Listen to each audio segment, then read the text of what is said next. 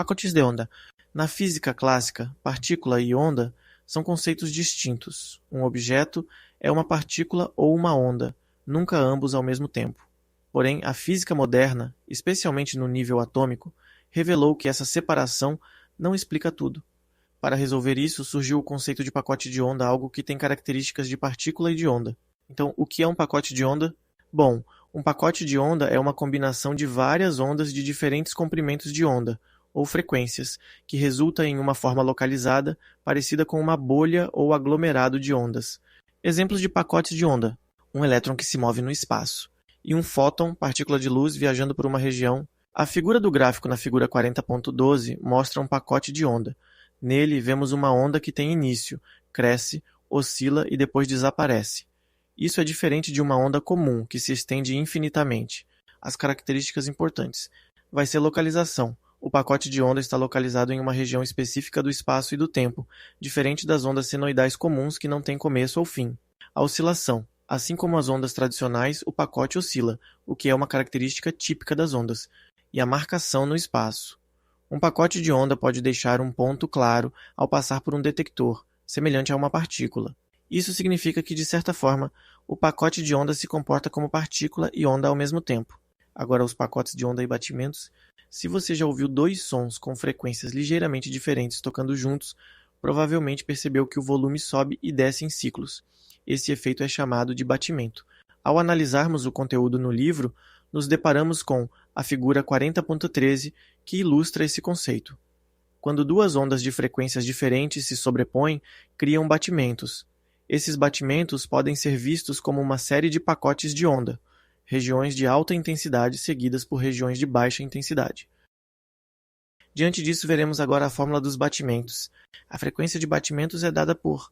A frequência de batimentos vai ser igual à frequência 1 menos frequência 2.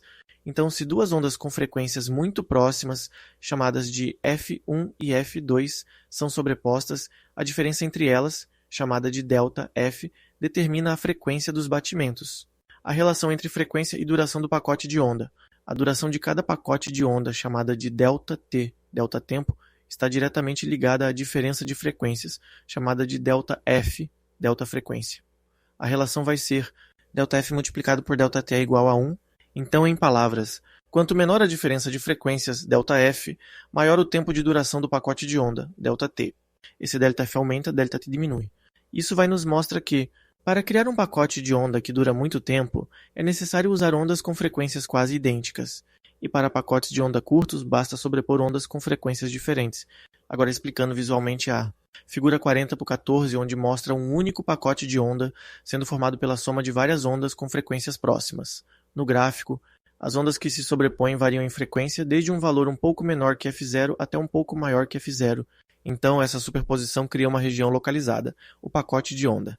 No centro, as ondas se alinham e somam, criando uma amplitude maior, construtiva. Já nas extremidades, as ondas se cancelam, destrutiva, fazendo com que o pacote desapareça. Diante disso, vamos ter a equação geral para pacotes de onda, dada por ΔF multiplicado por ΔT é aproximadamente igual a 1.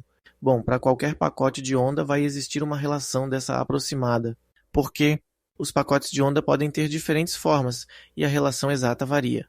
E a duração do pacote de onda, ΔT, não é uma quantidade fixa, depende de como o pacote é definido. Em geral, essa aproximação é suficiente para a maioria das aplicações práticas. Finalizando esta parte sobre pacotes de ondas, vamos ver alguns exemplos de pacotes de onda no cotidiano. Bom, os pacotes de onda representam uma ideia central da física moderna ao unirem conceitos de partículas e ondas em uma única descrição. Eles ilustram como partículas, como elétrons e fótons, possuem propriedades ondulatórias, como interferência e difração, enquanto mantêm características de partículas, como localização no espaço. A relação entre dF e dt reflete a limitação fundamental de precisão nas medições, uma ideia que aparece não só na mecânica quântica, mas também em tecnologias que usamos diariamente. Trazendo para o nosso cotidiano, na área da tecnologia Wi-Fi e comunicação sem fio, os pacotes de onda aparecem no design de sinais de rádio e Wi-Fi. Para transmitir dados, essas tecnologias usam pacotes de ondas eletromagnéticas.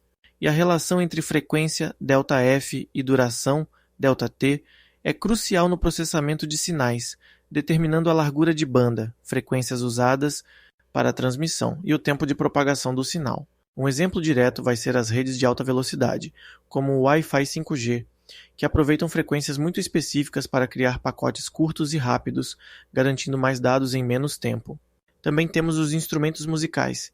O fenômeno dos batimentos, soma de ondas com frequências ligeiramente diferentes, é percebido ao afinar instrumentos musicais, nas imagens de ultrassom na medicina, onde equipamentos de ultrassom utilizam pacotes de ondas sonoras para criar imagens de alta resolução. Para focar em áreas específicas do corpo, os pacotes de ondas devem ter uma duração e frequência bem controladas. Mas por que isso é relevante? Bom, esses exemplos mostram como conceitos aparentemente abstratos, como pacotes de onda e interferência, influenciam diretamente nosso cotidiano.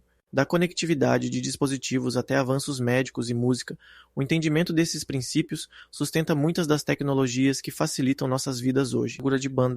A largura de banda vão ser pulsos de curta duração, como aqueles usados para transmitir informação digital, são fundamentais na comunicação moderna.